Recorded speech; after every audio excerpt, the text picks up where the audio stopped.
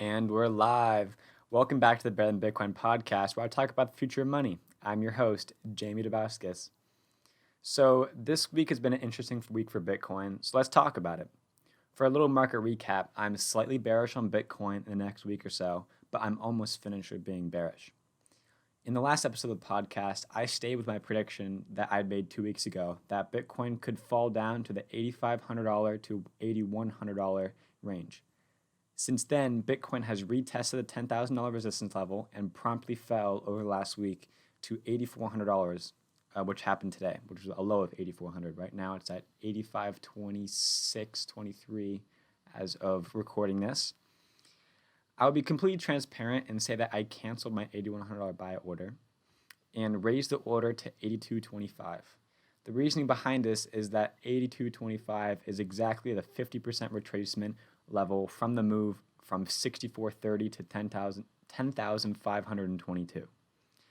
I also want to point out that I had these two big buy orders weighted on 25% and 75%, which means that I took 25% of my trading capital and bought in at $8,500 just in case I was wrong and Bitcoin skyrocketed after touching 8,500. And I took the other 75% of my trading capital and placed a buy order at 82.25. That means if my remaining buy order hits and gets filled at 82.25 and then officially finishes this little correction move, I would net 25% in Bitcoin profits from my trades over the last few months. And that profit is in Bitcoin and not in US dollars. I just want to make that clear. I'm stacking Bitcoin, not stacking US dollars. So potential gains aside, let's look at the daily chart to get a grasp of what may come next. So moving on to the 1-day daily chart, I still have my resistance levels here, along with my Elliott wave count 1, 2, 3, 4, 5, seeing them as one big wave 1, and we're looking for a wave 2 pullback.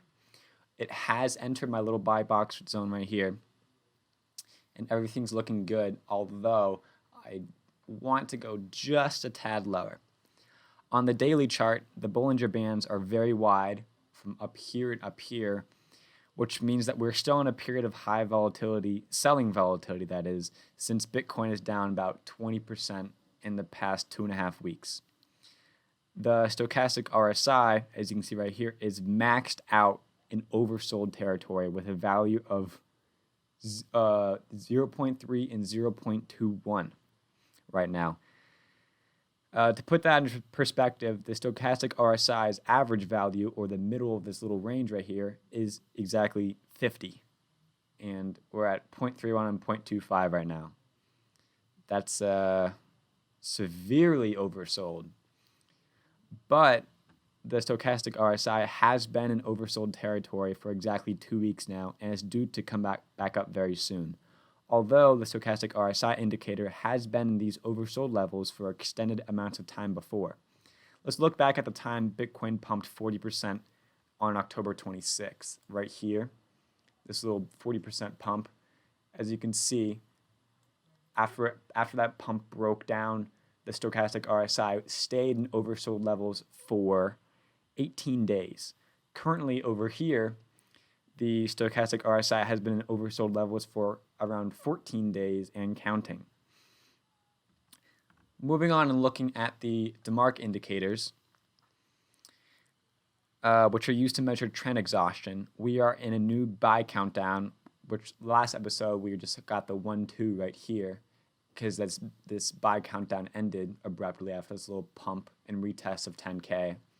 But now we're in a new buy countdown of the past week, and which is a recurrent red count, and the current count is 7. Since countdown signals usually go to 9 or 13, that means if the buy countdown holds by not closing the next daily candle above the daily close 4 candles before, so if this close, it just started a new daily candle, if this daily candle doesn't close above, what is this close? 88.12, if this daily does not close above 88.12, then the countdown continues all the way to 9 or about 13.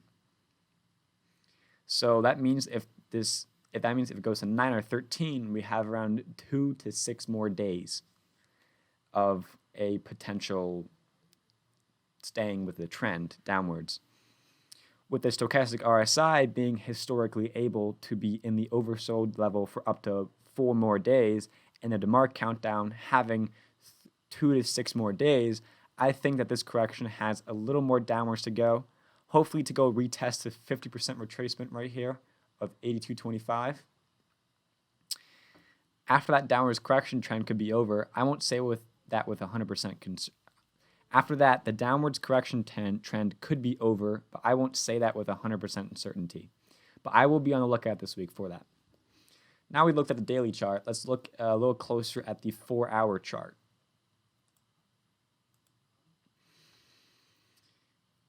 So the two main indicators that point to me by pulling up the 4-hour chart is that the stochastic RSI is nearing the top of the channel, or at the top of the channel, towards the overbought level, and the Bollinger Bands are narrowing right here as they're starting to squeeze to indicate an incoming period of high volatility.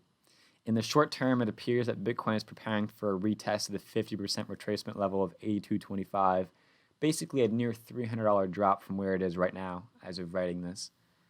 So yeah, this is pretty quick summary, pretty quick analysis.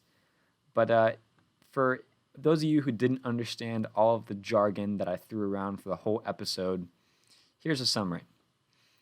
As long as Bitcoin doesn't break above this high right here of 10,500, Bitcoin can see new local lows, hopefully down to this 50% retracement level. I keep saying 50% retracement level because that's where I have my buy order, but it theoretically could end at the bottom of the 78.6, which is 71.44, which is a deep wave 2 correction for Elliott wave. Typically it's around 50% to 61.8, but as all those indicators I've shown before, there is trend exhaustion and it's about time to be done, but not quite just yet. So that's why I'm leaning towards buying back in at the 50% retracement level. It could even see the 61.8, but I'm betting my money that it will go to 50. So yeah.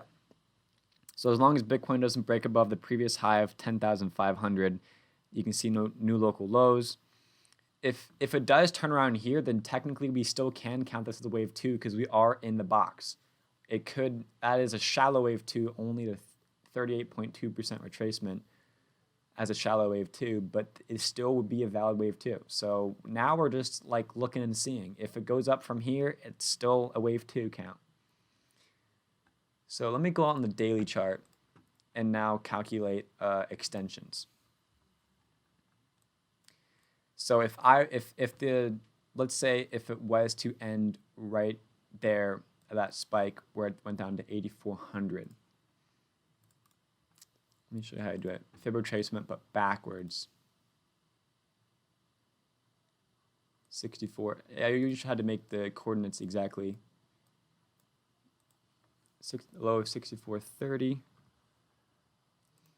And he tried to line up this 61.8.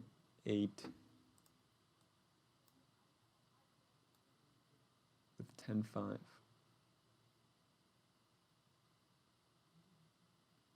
Let me try to lower it up with the low of 8,400, which is around there. That's 84.03, but that's fine. So usually, typically, wave 3s extend to around 1.618 to 1.382.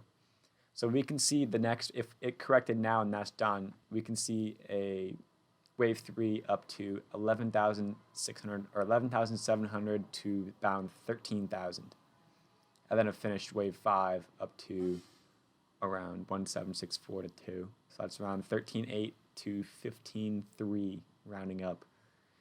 So yeah, that would be good projections if we can see that.